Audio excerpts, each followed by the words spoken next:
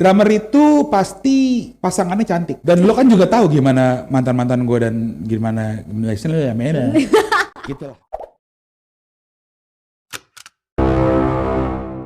Assalamualaikum warahmatullahi wabarakatuh. Hai guys, berjumpa lagi bersama gue Mega Puspita di Rujuk Podcast, Lugas dan Berimbang. Oke, pada kesempatan siang hari ini gue kedatangan tamu yang amat sangat spesial. Siapa dia? Tara! Bang Dinda Gilang Orinas yang merupakan ketua dari Indonesia Drum Squad. Halo Bang. Hai Bang. Woi. Gue suka keluh kalau ada kamera keluh gitu. Jadi kayak gimana gitu. Nggak terbiasa. Siap. Sebut saja Bunga lah ya. Sebut saja Bunga biar terbiasa. Bunga Dinda. Bunga. Sehat Bang? Sehat. Alhamdulillah. Gimana ini? Nggak gimana sih Gak? Gini sebetulnya sih gue terima kasih banget buat Rujuk yang acara podcastnya Rujuk ini mau coba angkat komunitas gue Indonesia Drum Squad dan segala kegelisahan kami para drummer atau musisi yang ada di Bekasi. Gitu. Tapi tunggu dulu sih. Ya. Sebenarnya lu diundang saya cuma buat ini doang. Pembukaan habis itu kita closing. Oh nggak apa-apa, asal transferannya mantep nggak apa-apa. Gue sih coba bayaran ya kan. Oke, selamat datang untuk Bang Dinda Gilang. Langsung aja yuk kita ngobrol-ngobrol. Tapi kita mau ngobrol apa nih? Kita akan ngobrol kalau gue ya pinginnya nih gue aspirasi kita lah aspirasi. Jomblo? Ya gue jomblo tapi bukan itu.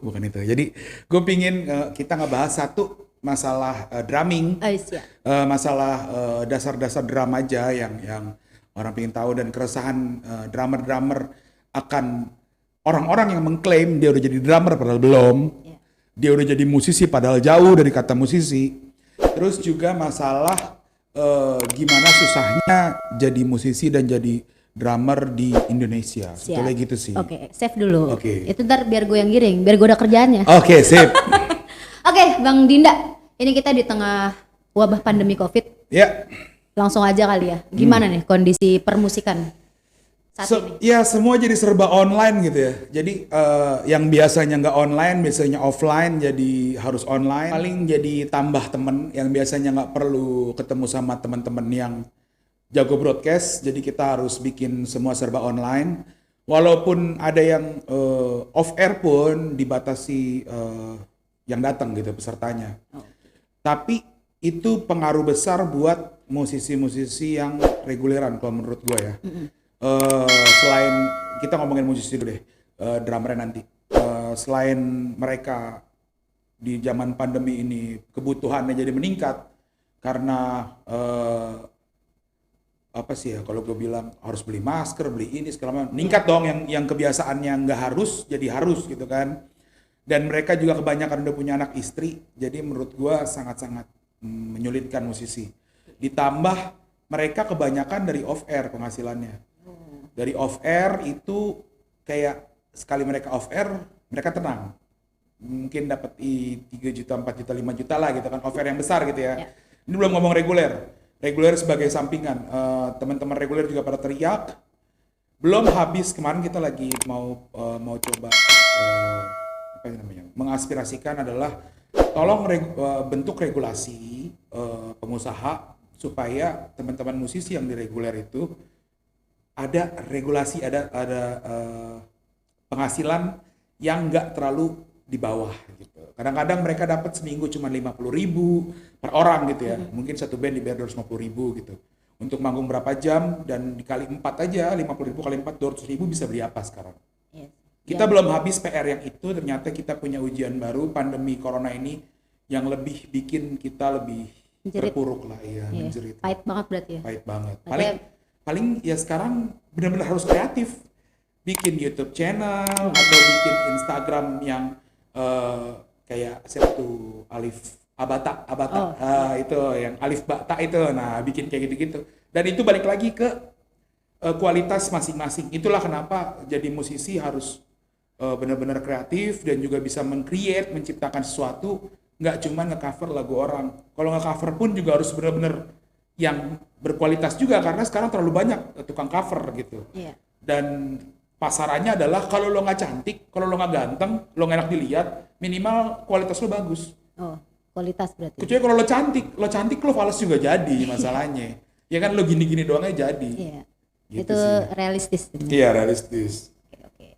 Tapi untuk kegiatan ide sendiri gimana di tengah pandemi kayak gini? Oke, di Indonesia Drum Squad kita masih jalan, cuman kita kan kita kerjasama ya, kita kerjasama sama tempat, kita kerjasama sama asosiasi dan kerjasama dengan part lain gitu kan, partai lain.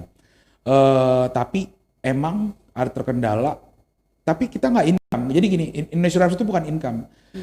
Indonesia Drum Squad itu kita free edukasi, kita ngajarin buat teman-teman dengan free gitu. Jadi Indonesia Drum Squad nggak terlalu berdampak karena bukan money oriented, bukan penghasilan pribadi para adminnya, tapi kita coba dari grup WhatsApp kita bagi share ilmu, kita kadang-kadang suka kasih video-video apa segala macam lebih ke situ karena kita bukan money oriented, bukan komunitas yang punya deadline penghasilan per bulannya berapa, bukan kayak gitu. Oke, berarti IDS ini komunitas. Komunitas.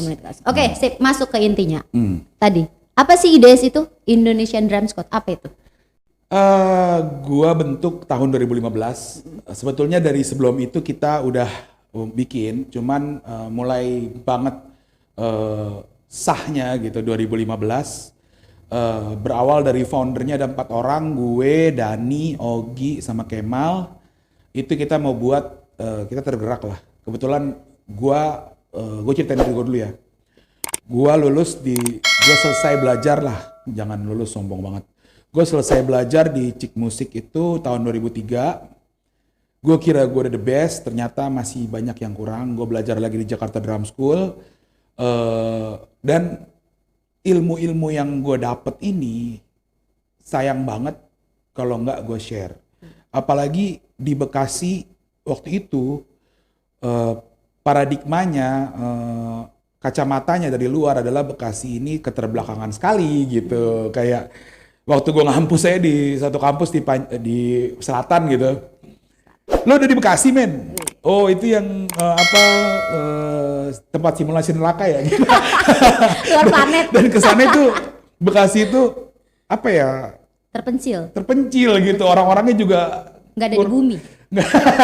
Orang-orangnya kayaknya baru belajar membaca gitu. Memang enggak gitu kan. Nah gue pingin share ilmu-ilmu ini ke teman-teman gue di Bekasi. Yang apalagi kalau dia kayaknya pingin banget jadi drummer tapi nggak punya kesempatan untuk jadi drummer. Entah itu dari bidang finansial atau bidang waktu gitu kan. Nah gue pingin bikin sesuatu komunitas yang menurut gue bisa bermanfaat buat orang lain. Karena salah satu guru gue bilang orang yang kaya itu bukan orang yang punya duitnya banyak, tapi yang bisa bermanfaat buat orang di sekitar gitu kan. Oke, udahlah, gue coba nih. Tahun pertama, tahun kedua, tahun ketiga modal sendiri sama teman-teman bantu. Akhirnya jadilah Indonesia Drum Squad dengan anggota sekitar 100-an, gue nggak ngitungin. Bisa segitu. Awalnya kita cuman kayak orang gila, berlima, berenam kita stickingan doang. Habis itu gue coba keluarin drum gue keluarin sound gue, kita kerjasama salah satu tempat swalayan di pelataran parkir, mulai nge-skit, mulai segala macem sampai akhirnya kita pernah kerja sama Jakarta Drum School sama Ananda Sukarlan sama Isana Saraswati untuk bikin Opera Clara di tim Taman Nasional Marzuki. Dan alhamdulillahnya sekarang banyak banget yang tadinya cuman sekedar tahu drum, sekarang udah ada yang jadi guru di sekolah musik, ada yang jadi reguleran, jadi nambah side job dia. Gitu. Siap. Oke guys, masih bersama gue Mega dan Bang Dinda, Ketua IDS Kota Bekasi.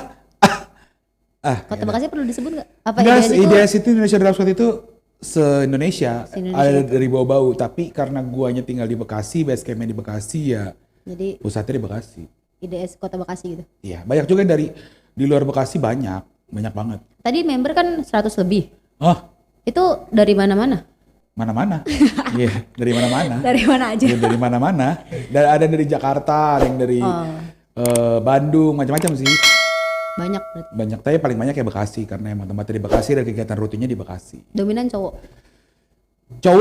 Cewek sekitar ada 3% lah paling. Ceweknya? Enggak nyampe sih 1%, 2%. Oh, itu kategori usia? Kategori usia macam-macam, ada yang kecil. Yang paling kecil ada juga namanya Aska Rindra. Kalau dia itu kemarin baru dapat muri. Wow. Dia main drum baru dapat muri. Terus dia juga kemarin menang di Vietnam apa di Thailand ya. Wow. Pokoknya prestasinya lumayan lah. Itu jebolan IDS. Dia anggota Indonesia Drum Squad, kebetulan juga murid gue juga. Umur berapa tadi? Sekarang SD lah, sekitar SD lah paling. SD. Tapi lama udah join. Joinnya udah lama. Jadi kalau mau tahu ya @askarindra aja, dan kalau mau tahu Instagram Indonesia Drum Squad ya @Indonesia Drum Squad. Kenapa nggak Indonesian? Nggak pakai N, karena artinya Indonesia Drum Squad itu drum squad yang ada di Indonesia. Jadi destinasi, tempat Indonesianya, bukan orang Indonesia, bukan Indonesian, tapi Indonesia Drum Squad. Jadi mau orang bule segala macam pun bisa masuk. Jadi drum squad, pasukan drum yang ada di Indonesia gitu. Oke. Ini tadi berarti cowoknya banyak ya? Ganteng apa enggak? Drummer itu pasti pasangannya cantik. Nggak mungkin nggak ada yang cantik. Kalau ada satu lihat drummer ceweknya nggak cantik, berarti ceweknya tajir. Oh gitu. Drummernya lagi matre. Dan lo kan juga tahu gimana mantan gue dan gimana ya mena. Gitulah pokoknya. Jadi sombong gue. Gue jadi kayak pengen masuk IDS gitu. Cuman gue pengen cari cowoknya aja. Boleh. Ya IDS itu bukan cuma drummer. Jadi waktu itu ada satu band masuk, ada vokalis, ada drummernya gitu. Sekarang jagoan vokalisnya. Maksudnya? Daripada drummernya main drumnya. Dan ada juga yang mau datang cuma mau ngobrol, nyari gitu. Nyari apa ya? Nyari teman, nikmatin drum musiknya, covernya gitu. Banyak. Jadi nggak harus drummer. Tapi lu pribadi basically memang drummer. Gue sebetulnya kebatinan. Gue gimana ya? Nggak bercanda. Gue drummer. Dulu gue dimasukin keyboard sama bapak gue tahun 93-an. Bertahun-tahun gue cuma bisa tet udah kagak kayak bukan bakat gue di situ. Akhirnya gue masuk drum gitu. Oh, jadi drum itu maksudnya lu bisa ketemu passion di drum itu emang lo cari sendiri? Pertama, enggak gini, kata bokap gue, lo harus punya satu kebiasaan alat musik, apapun itu. Kalau lo nggak mau organ, keyboard, zaman dulu, lo maunya apa? Lah gue mikir alat musik paling gampang tinggal mukul-mukul doang, drum. Tapi pas gue udah masuk ternyata susah, men. Dan gue salah, tapi karena gue suka ya udah. Nah, itu berarti lo mulai terjun di drum itu tahun berapa? Lo pribadi? Gua belajar tahun 94, mulai ngedrum tahun sekitar 99-2000. Udah mulai festivalan, manggung-manggung sana sini gitu kan. Tapi kalau sebelum itu gue cuman belajar doang tahun 94. Gue udah ngerti drum. Guru pertama gue tuh El Ritonga. Drummernya ada band pertama kali. Ada band yang pertama kali cuman yang masih takkan pernah hati ini untukmu gitu, masih kayak gitu. Dan gue taunya ada band tuh yang Enggak. Waktu itu lo masih SD, masih TK mungkin. Belum lahir kayaknya gue. Iya mungkin. Nah habis itu gue lanjut ke Osa Voodoo, drum ref Voodoo, Mas Osa. Karena namanya kita sekarang, apapun itu guru kita harus ingat gitu kan. Habis itu Bakar Suckerhead, baru gue di Jakarta Drum School, guru gue banyak banget. Itu tergantung kalau anak kampus mata kuliahnya. Kalau jazz Latin ada Mr. Tovan Gunarso, dia keluaran dari Hollywood LA Music Institute MI. Kalau kelas style ada Mas Timur Segara, drummer Float. Kalau kelas reading ada Mas Jacobus M. Sianipar, dia keluaran Kolektif. Kalau kelas apa lagi? Nah, kalau di JDS itu beda kelas beda guru. Teknik itu Mas Aldi Abutan, lulusan MI juga Hollywood. Kalau dulu band itu yang ngajar Mas Rendra Sunitro, drummernya Glenn, almarhum Glenn, drummernya Tiro Lestari, produsernya Raisa, macam-macam dia tuh. Dia keluaran Berkeley, luar juga. Nah di situ gue baru ngerti drum itu kayak gimana gitu. Oh ini tuh drum, jadi kayak pisau aja men. Pisau itu yang nyiptain buat motong apa ya, motong sayur, daging, cabai. Tapi kalau lo buat ngebetak orang atau ngebegal orang boleh kan? Tapi fungsi aslinya buat apa? Nah, drum itu pun gitu. Jadi gue nggak bisa ngomong ada yang main drumnya salah, nggak bisa ngomong gue. Karena drum itu ya terserah lo main kayak gimana. Tapi kalau lo mau tahu drum itu diciptakan bagaimana cara bermainnya, referensinya gimana, literasinya gimana, silabusnya gimana. Nah, belajar yang benar.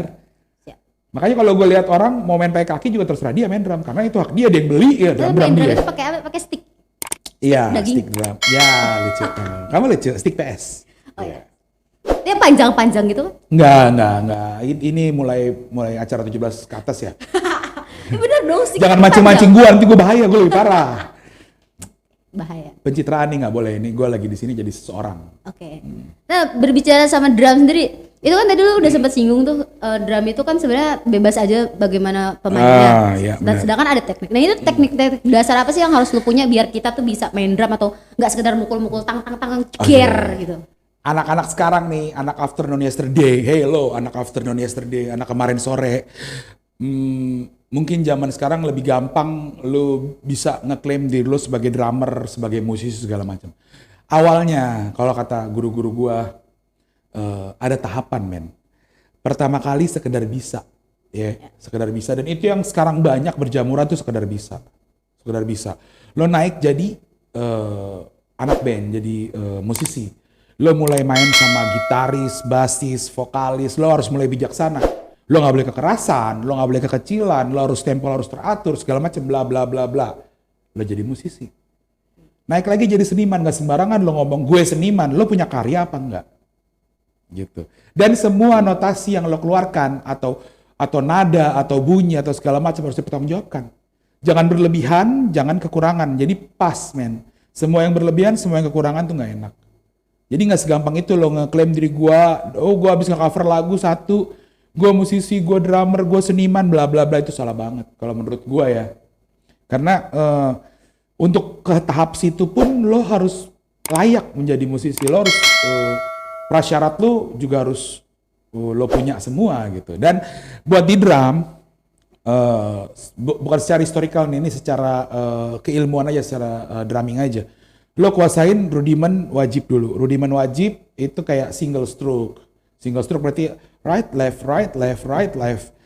Double stroke yang kanan 2 kali, kiri 2 kali, right, right, left, left, right, right, left, left. Ada paradiddle, anaknya dari single sama double. Right, left, right, right, left, right, left, left. Jadi digabung gitu.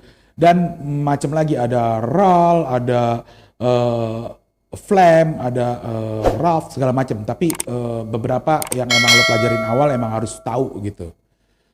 Terus selain rudiment lo harus metronom, lo harus ngerti BPM, tempo, segala macam. Karena drum itu sejatinya adalah penjaga tempo, beat. Kalau di IDS gue bilang, gue terapin sama kayak gue di Jakarta Drum School belajar. Jangan lo marah-marah sama yang lain kalau temponya lari. Karena emang lo yang tanggung jawab di masalah tempo, beat. Jadi kalau jadi pacar drummer, beat aja dijaga temponya, apalagi kamu. Oh.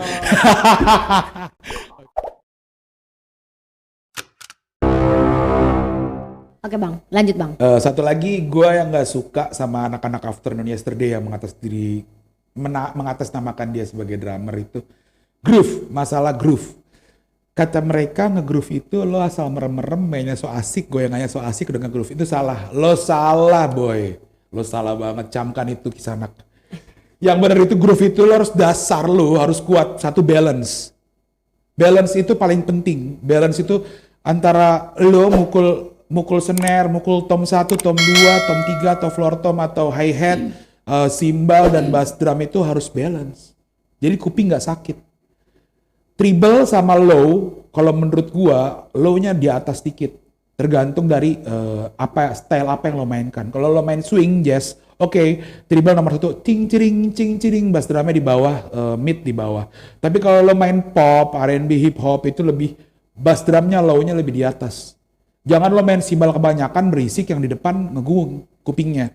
Cuman karena lo jago main puter-puter stick, matanya mereka kesirep. Tapi kalau mereka tutup mata, balance lo kacau, lo gak bakal dapat groove-nya. Satu, balance dari cara mukul lo harus lo biasain. Habit, kita punya memory muscle, habit itu kebiasaan. Jadi karena lo biasa, jadi lo bener gitu. Yang kedua adalah tempo lo, metronom lo harus benar-benar belajar metronom. Tempo lo gak boleh lepas. Gak ada namanya nge-groove, kecepatan, kelambatan. Kasihan vokalisnya dan gak dapet energi lagunya. Jadi groove itu lo bisa dapetin bukan dari merem-merem, bukan dari gaya drum lo yang so asik, itu bukan gaya main drum lo, bukan. Tapi pertama kali dasarnya adalah lo harus kuatin tempo lo, benar-benar kuat tempo lo. Yang kedua, balance lo harus benar jadi sound yang keluar yang di kuping kita tuh enak gitu. Even lo cuman main beat standar cuman dek tak dek tak dek tak, itu pun kalau groove lo dapet, semua ke bawah asik dan balance-nya pun dijatuh langsung ke hati, men. Gitu. Mata ke hati, drum ke hati. Yo, Tapi penjelasan lo ini berapa SKS ini ya? Ada udah 8 SKS ini. 4 SKS. Oh, 4 SKS. Belajarnya berat. Tapi gue mendengar teknik-teknik dulu tuh Gede. kepala gue jadi ngawang-ngawang gitu ya. Enggak. Jadi ternyata mukul drum itu bukan coba sebatas mukul. Dulu Oh, gue gripnya ya, grip ini berhubungan sama historical nih. Grip di drum itu ada 3.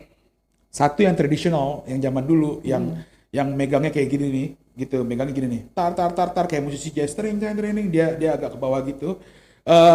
Itu karena dulu pertama kali ada snare itu dibuat semangat perang, taruh di depan, karena ditaruh di samping, dia mukulnya harus tradisional.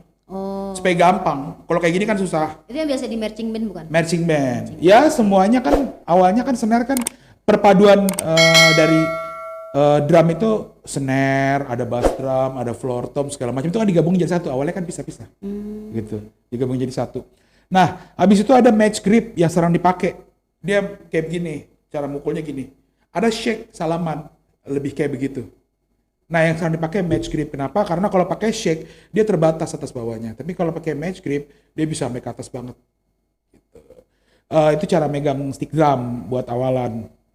Dan kenapa drum itu ada? Awal pertama kali, alat pukul itu dipakai mungkin dulu ya, zaman dulu di Afrika, habis makan atau sebelum makan, dia mau muter-muterin api unggun ya kan, mukul-mukul apa aja Pak dari kulit binatang, tung gitu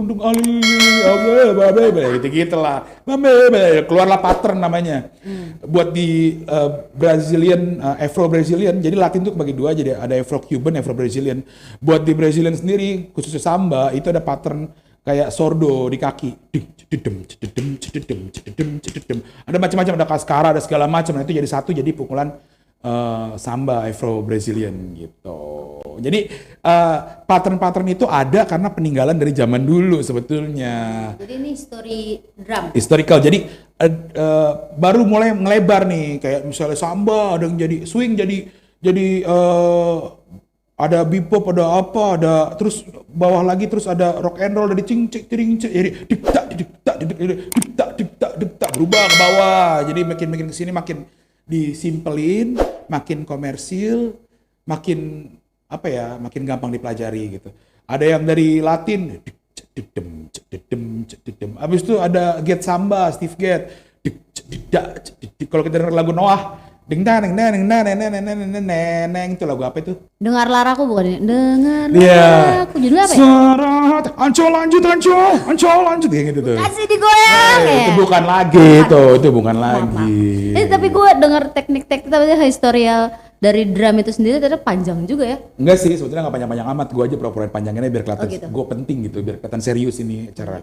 Karena gue kan tokoh gimana gitu ya. Oh iya. Jadi biar ala-ala aja gitu. Enggak sih, sebetulnya itu kebenaran. Gue cuma pura-pura tadi barusan. Dia kata guru gue, kalau lo punya ilmu sedikit, istilah kita analogikan, lo punya Coca-Cola cuman segini nih men. Jangan lo oplos-oplos. Lo jadi nabi palsu nanti. Saat lo jadi nabi palsu, semua pengikut lo, apa kata lo bener, saat ada yang mau menyadarkan dari luar, ada ilmu yang benar masuk, Salah mentah. pengikut lo pasti langsung, apa sih yang bener dia? Karena namanya follower pasti ikutin dari leadernya. Jadi gue nggak pernah, apa yang gue bilang gue nggak tahu, gue ngomong nggak tahu. Apa yang gue tahu, gue bilang tahu. Gitu. Jadi emang apa adanya sesuai dengan ilmu lurus itu. Iya, itu maksud saya. Mantap. Tapi dulu gue sempet ngefans gitu deh sama cowok-cowok yang ngedrum ya kan. Gue kayak ngeliat cowok megang-megang stick panjang Gagah. kayak gitu, kayaknya gimana gitu kan. Sorry ya, di alat musik yang paling mahal tuh drum. Ya, untuk harga ya mungkin ya. Jadi dia tuh per piece aja. Jadi jangan beli drum, oh gue 1 juta kok beli drum. Lo jangan kayak gitu. Kalau gue snare gue custom. Snare gue doang aja, belum pakai dudukannya, itu 5 juta men. Itu udah murah. Satu Ada yang lebih. set. Enggak, snare doang, snare drum yang bundar yang ta. Belum kakinya, belum tempat duduknya, belum pedalnya, belum hi-hatnya, belum simbalnya, segala macam. Itu beda-beda semua. Makanya jadi drummer tuh susah. Udah barangnya mahal, dibayar sama yang lain. Dibayar sama vokalis ya, cuma modal suara doang anjir. Iya, gue pernah sih. Mik panitia. Gue pernah pacaran sama vokalis ya. Ternyata gue ditipu Itu gitu. vokalis gua. Oh. Masa iya? Iya. Dulu punya band. Gua nggak ngeband sebetulnya sih. Pura-pura ngeband. Orang ngeband. PPN. Serius lu punya band? Gue sempat kalau ngomongin gue ngeband, gue terakhir itu di label Naga Suara. Wow. Nggak jualan kopi sepeda. Enggak lah, gue ngeband, gue dikontrak di situ. Terus lu sempet jadi artis dong? Bukan artis. Artis tuh yang ku menangis, nangis habis itu gitu. Oh, itu disiar coy. Itu sebetulnya artis itu kan art seni, itu pekerja seni gitu kan, semuanya yang pekerja seni masuknya artis. Tapi kalau Indonesia sendiri kalau artis enggak deh, gue nggak kayak artis. Gue lebih baik dibilang musisi atau seniman. Oh, itu tuh tapi potongan artis juga nggak ada sih ya. Ih, anjir gue ganteng kayak begini kayak di Cat Gear anjir. Aduh, gue jadi ngeblank. Gak apa-apa. Emang semua cewek kalau ngeliat muka gue ngeblank? Enggak, gue jadi kepikiran sama cowok-cowok yang megang drum itu yang oh, gue tahu. Yang kalau diputar habis tak simpanse. Iya, gitu. Gue tahu lo mau nanya apa di sini. Dan gue tahu gue mau jawab apa. Apa tuh? Sorry, gue udah punya pacar. Gak bohong, gue jomblo. Gue juga jomblo sih, cuman gue juga milih-milih lah. Oke, kembali ke IDS. Berarti sampai hari ini IDS masih terus berkegiatan, beraktivitas? Masih.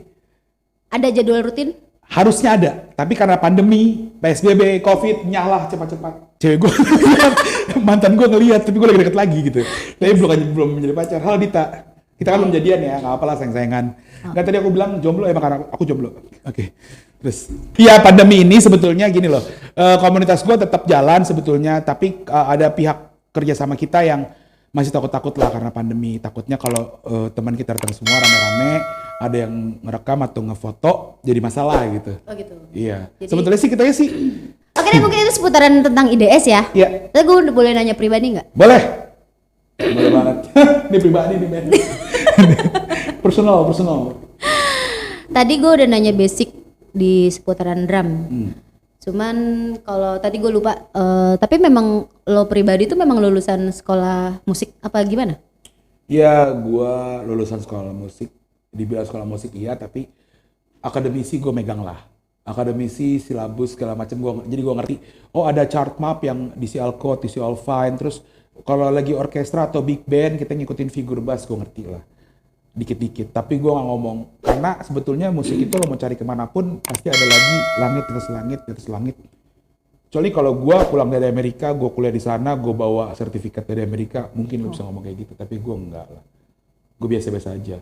Muka dong yang keren. Tapi lo ngampus berarti di? Gue di hukum. Fakultas Hukum Universitas Pancasila.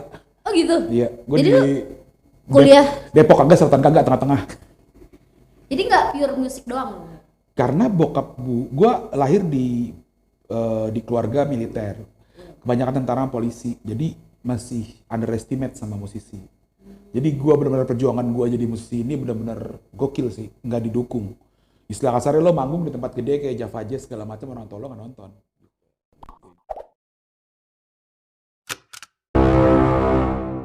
Oke nih ya, sebelum kita masuk ke sesi terakhir. Oke.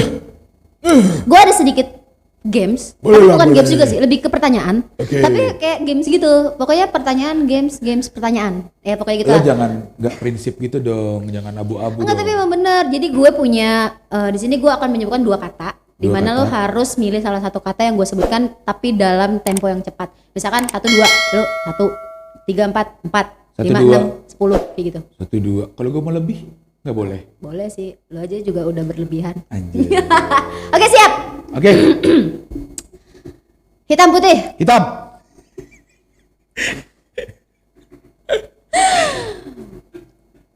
Kopi susu. Kopi. Drum gendang. Drum. Polisi musisi. Musisi. Oke. Aku takut jadi polisi, aku takut. Aku takut kurus. Oke, berarti lancar. Itu jawaban sesuai apa gimana tuh tadi? Ya sesuai banget. Kayak kalau lagi nanya, lo masuk angin? Enggak. Lo masuk angin? Enggak. Berarti sosok Bang Dinda adalah seseorang yang konsisten. Oke, jangan ragu-ragu. Oke, gengs, itu dia tadi kita udah bicara banyak tentang IDS, Indonesian Drum Squad. Indonesia, nggak pakai N. Indonesia Drum Squad sama Dedengkotnya langsung ya. Boleh. Dinda Gilang. Sebut saja Bunga. Iya, sebut saja. Rafflesia Arnoldi, Dinda Gilang, Rafflesia Arnoldi gitu. Oh, bangke dong berarti tuh. Sajaan bunga riba aja. Bunga bang riba maksudnya. Syariah nih, syariah. Oke, Oke deh, mungkin tadi cukup sekian. Gue sudah bertanya banyak. Enggak sih, gue sebenarnya nanya dikit, lo jawabnya kebanyakan. Cuman nggak apa-apa, itu tadi ilmu yang amat sangat bermanfaat. Gue lebih seneng ngisi esai daripada pian ganda. Jadi kayak gitu, gue kreatif gue. Tuh kan gue jadi ngeblank lagi. Tiap muka lo tuh ngeblank gitu. Tadi gue mau ngapain? Abis kita ngapain? Lo mau salto sambil nyanyi Indonesia Raya? Coba gitu coba. Oke, itu dia tadi percakapan gue dengan Bang Dinda. Yang gak cakap-cakap amat, oke. Semoga next kita bisa ketemu di lain kesempatan. Amin ya Allah, amin ya Allah, amin. Oke, guys, jangan lupa untuk di like, subscribe, comment, and share sebanyak-banyaknya Rujuk Podcast yang bakalan tayang di Rujuk Channel. Rujuk Podcast, sedap. Oke deh, sekian dari gue Mega Puspita. Bang, yuk. Dadah.